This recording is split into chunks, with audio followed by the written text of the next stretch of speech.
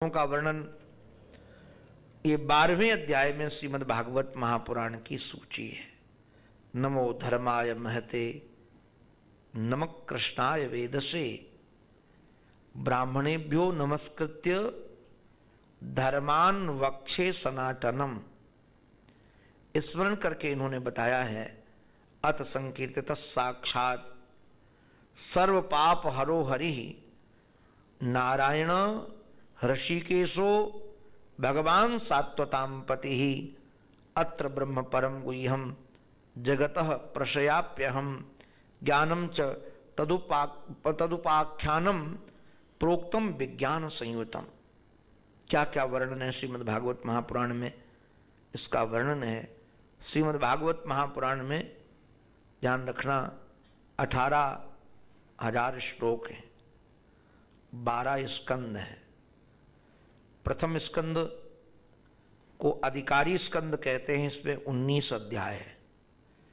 श्रोता वक्ता के अधिकार का वर्णन है। सूत सौनक संवाद है इसमें, और इसी में वेदव्यास जी नारद संवाद भी है। 3 प्रकार के श्रोता वक्ता का वर्णन है, उत्तम, मध्यम और प्राकृत। उत्तम वक्ता सुखदेव और परीक्षित हैं कि वो आत्म कल्याण के लिए सुन रहे हैं। मध्यम वक्ता के रूप में वेदव्यास जी महाराज और देवर्षि नारद हैं। प्राकृत वक्ता के रूप में सूत सौनक हैं। यहाँ हमारे श्री सुखदेव जी महाराज की चर्चा भी है। नारद जी महाराज ने अपने पूर्व जन्म की चर्चा सुना करके भी धन्य किया वेदव्यास जी को। परीक्षित जी के महाराज के वंश की चर्चा है, द्रौपदी की चर्चा है, उत्तरा की चर्चा है, कुंती बुआ की चर्चा है, भीष्म पितामह की चर्चा है, विदुर जी महाराज कैसे आकर के ले जाते हैं इसकी चर्चा भी है, और परीक्षित का कैसे जन्म हुआ, कैसे 5 पांडव लोग चले गए, वन की लोग कैसे राजा बने, कैसे इनको श्राप लगा, इसकी चर्चा है। श्राप लग जाने के बाद घर द्वार कुल परिवार छोड़ करके हरिद्वार की ओर कैसे गमन किए, बाद में बड़े बड़े महात्मा का अनुग्रह करते हैं, फिर साक्षात भगवान सुखदेव बनकर आ जाते हैं।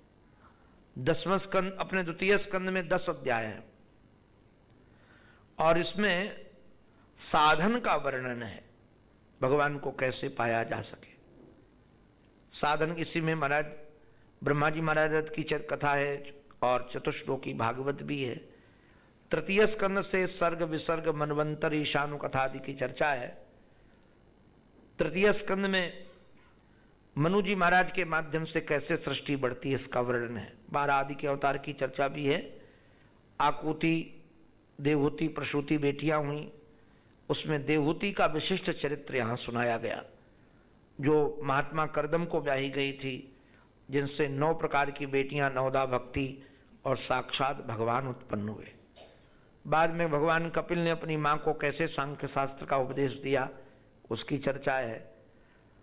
अब आया चतुर्थ स्कंद, इसमें धर्म अर्थ काम मोक्ष चारों का वर्णन है। 7 अध्याय में धर्म का वर्णन, 5 अध्याय में अर्थ का वर्णन, 11 अध्याय में काम का वर्णन, 8 अध्याय में मोक्ष का वर्णन। पहले शिव चरित्र है और दूसरे में ध्रुव चरित्र है, पृथुपाख्यान है तीसरे में, और चौथे में पुरंजनोपाख्यान है। 5वां स्कंद स्थान के माध्यम से वर्णन है, किस किस स्थान में कैसे कैसे भगवान की आराधना होती है। इसी में प्रियव्रत के वंश की चर्चा है, नाभि आदि की चर्चा है। इसी में हमारे श्री ऋषभदेव जी महाराज, जड़ भरत आदि का चरित्र है। भूगोल खगोल का वर्णन है, नरकों का वर्णन है, उससे बचने के विधान 6वें स्कंद में। अजामिल चरित्र के माध्यम से नाम महिमा का वर्णन है। बाद में कैसे प्राचेतस दक्ष का प्रादुर्भाव हुआ, नारद जी के पुत्रों को कैसे महात्मा बना दिया, कैसे नारद जी को शाप मिला। इसमें नारायण कवच की भी शिक्षा का वर्णन है। इसी में महाराज मरुदगणों के प्राकट्य का भी वर्णन है अंतिम अध्याय में। उसके पहले ऐसे दिव्य दिव्य चरित्र हैं, कैसे साधक व्यक्ति भी पतन की ओर बढ़ जाता है, चित्रकेतु की कथा है। कैसे वो वृत्रासुर बना और कैसे भगवान के चरणों में प्रार्थना करता है। पूर्व जन्म की साधना कैसे बनी रहती, इसका भी वर्णन है। अब आया 7वां स्कंद, इसमें 15 अध्याय है। 10 अध्याय में श्री प्रहलाद जी का चरित्र है, 5 अध्याय में सनातन धर्म का वर्णन है। 8वें स्कंद में मनवंतरों के माध्यम से भगवत अवतार है, मनु जी की साधना का वर्णन है, कैसे गजग्राह की चर्चा है, कैसे भगवान ने ग्राह को अनुग्रह किया, गजेंद्र को महाराज कैसे मुक्त करा दिया, इसकी चर्चा है। बाद में समुद्र मंथन के माध्यम से भगवान के कई अवतार हैं, कमठ अवतार का वर्णन है इसी में धन्वंतरी के रूप में भगवान का अवतार है, मोहिनी भगवान का अवतार है, बाद में 52 भगवान का चरित्र है और अंत में मत्स्यावतार की चर्चा है। 9वें स्कंद में 24 अध्याय है। 12 अध्याय में सूर्यवंश का वर्णन, 12 अध्याय में चंद्रवंश का वर्णन। सूर्यवंश में वैसे बड़े बड़े प्रतापी राजा हुए हैं, सगर इन्हीं के वंश के हैं, इन्हीं के वंश के भगीरथ हैं जो गंगा जी को लाए हैं। इन्हीं के वंश में ऐसे ऐसे दिव्य महापुरुष हैं जिनकी रक्षा भगवान करते हैं। महाराज अम्बरीश जैसे महापुरुष, इसी वंश में साक्षात भगवान राम का अवतार होता है। उनका संक्षेप में चरित्र है, उनके वंश की चर्चा। चंद्रवंश में वैसे तो बड़े बड़े प्रतापी राजा हुए हैं, किंतु ययाति जैसे राजा का वर्णन है। ययाति के ही वंश में यदु के सुपुत्र थे तो यदुवंश का वर्णन है, 5 बच्चों के वंशों का वर्णन है। बाद में यदुवंश के वंश का विस्तार किया गया है 9वें स्कंद के लास्ट में। इसी में चर्चा आई हमारे आनक दुंदुभि की, वसुदेव जी की।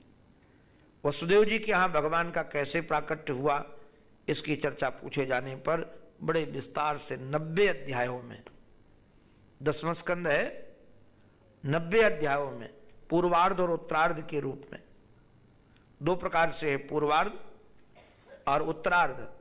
पूर्वार्ध में गोकुल वृंदावन की लीलाओं का वर्णन है, मथुरा आदि का भी लीला का वर्णन है, गुरुकुल पढ़ करके आना, कैसे उद्धव जी महाराज को भेजना, भ्रमर आदि गीत का वर्णन पूर्वार्ध में है। बाद में उत्तरार्ध में द्वारिका लीला है, पहले मथुरा से प्रारंभ होती, कैसे आकर जरासंध पर विजय प्राप्त करते हैं, कैसे महाराज जाकर द्वारिका में 144 किलोमीटर की नगरी बनाते हैं और अपने वंश का वृद्धि करके कैसे कैसे दुष्टों का दलन किया है। सुदामा चरित्र है, वेद स्तुति है, त्रिदेवों में श्रेष्ठ कौन है, ये सब वर्णन है इसमें। अंतिम अध्याय में संयोग में वियोग, वियोग में संयोग का वर्णन है। 11 स्कंद मुक्ति स्कंद है, इसमें 9 योगेश्वरों के माध्यम से साधना का वर्णन, भक्ति का, सत्संग आदि की महिमा का वर्णन है। बाद में भगवान के सुधाम गमन की चर्चा सुनकर उद्धव जी महाराज का सन्निकट आना और उद्धव जी को दिव्य उपदेश देना, 24 गुरुओं की कथा, हंसोपाख्यान, भिक्षुक गीत आदि का वर्णन किया गया। बाद में बोध करा करके भगवान ने इनको बद्रिकाश्रम भेज दिया और अपने अभिनय का परित्याग किया। 12वां स्कंद बहुत बड़ा नहीं, 13 अध्याय ही है, उसमें कलयुग के राजाओं का वर्णन है, कलयुग के गुण दोषों का वर्णन है। तृतीय अध्याय में 4 प्रकार के प्रलय का वर्णन है। चौथे अध्याय में सुखदेव जी महाराज का उपदेश है, अंतिम उपदेश, जो बहुत काम का भी है, चौथे अध्याय में है। बाद में सुधाम गमन, हमारे परीक्षित जी महाराज चले गए, ठाकुर जी अपने आए थे सुखदेव बनकर, वो चले गए। उनके जाने के बाद सूत सौनक संवाद पुनः चला और सूत सौनक जी महाराज ने ये कथाएं सुनाई, जैसे अथर्ववेद की शाखा, मार्कंडे का चरित्र, कैसे उन्होंने तप किया, इन सब अंग उपांगों का वर्णन किया। और 12वें अध्याय में ये भागवत की सूची सुनाई गई। एक बात, 13वें अध्याय के प्रारंभ से ही, 13वें अध्याय का बड़ा अद्भुत वर्णन है छोटा अध्याय ये, किंतु बहुत दिव्य है। ऐसी स्तुति महाराज की है, यम ब्रह्मा वरुणेन्द्र रुद्र मरुतः स्तुवन्ति दिव्यस्तवैः वेदैः सांगपदक्रमोपनिषदैः गायन्ति यं सामगाः ध्यानावस्थित तद्गतेन मनसा पश्यन्ति यं योगिनो यस्यांतं न विदो सुरः सुरगणा देवाय तस्मै नमः। दान आदि की महिमा बताई गई और इसमें एक बात बड़ी विलक्षण है, कहते हैं निम्नगा नाम यथा गंगा, जैसे नीचे की ओर बहने वाली जितनी नदियां हैं उन नदियों में गंगा की महिमा है, और देवताओं में जैसे भगवान अच्युत की महिमा है, वैष्णवों में भगवान शंभु की महिमा है, वैसे पुराणों में भागवत की महिमा है। क्षेत्रों में जैसे काशी की महिमा है, वैसे ध्यान रखना पुराणों में श्रीमद् भागवत महापुराण की महिमा है। ये श्रीमद् भागवत महापुराण वैष्णवों का धन है, पारमहंस संगीता है, विमल ज्ञान इसमें गाया गया है। ज्ञान वैराग्य भक्ति सहित निष्कर्म की चर्चा है। तत्क्षणवन प्रपठन विचारण परो भक्त्या विमुच्चे नरः। जो इसको सुनता है, विचार करता है, पाठ करता है, उसका जीवन भक्ति से भर जाता है, संसार सागर से छूट जाता है। इस प्रकार से महाराज इसका वर्णन किया गया है। हमारे श्री भगवान की भी वंदना की गई। नमस्तस्मै भगवते वासुदेवाय साक्षिणे या इदम कृपयक कस्वई। इस प्रकार से वर्णन करके इन्होंने बाद में सुखदेव जी महाराज का भी वंदन किया है। योगींद्राय नमस्तुभ्यम सुकाय ब्रह्म रूपिणे, जिन्होंने संसार सर्प से विष्णुनाथ को छुड़ा दिया। अंतिम 2 श्लोकों में ये भगवान नाम की बड़ी महिमा है। आइए हम सब मिलकर के ये 2 श्लोक गुनगुना लेते हैं। अगर कोई न्यूनाधिक विधि होगी तो पूरी हो जाती है। पहले मैं बोलूंगा, बाद में आप सब मेरे पीछे पीछे गुनगुना लीजिएगा। भवे भवे यथा भक्ति पादयोस्तव जायते तथा कुरुस्व देवेश कुरुष्व देवेश नाथस्त्वं नो यतः प्रभो नाथस्त्वं नो यतः प्रभो नाम संकीर्तनं यस्य नाम संकीर्तनं यस्य सर्वपाप प्रणाशनं सर्वपापप्रणाशनं प्रणामो दुःखशमनः प्रणामो दुःखशमनः तं नमामि हरिं परं तं नमामि हरिं परं तं नमामि हरिं परं तं नमामि हरिं परं तं नमामि हरिं परं। तं नमामि हरिं परं।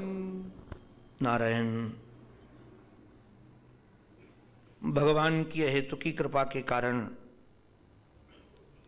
जीव को मनुष्य शरीर मिलता है। गुरुजनों की कृपा, देवताओं की कृपा, पूर्वजों की कृपा जब जीव पर बरसती है तब उसे श्रीमद् भागवत महापुराण की पावन पवित्र कथा सुनने को मिलती है। आज के व्यस्त समय में हम इतना समय निकालकर कथा सुन पाए बड़ा कठिन है। 7 दिन ही समय निकालना बड़ा कठिन होता है।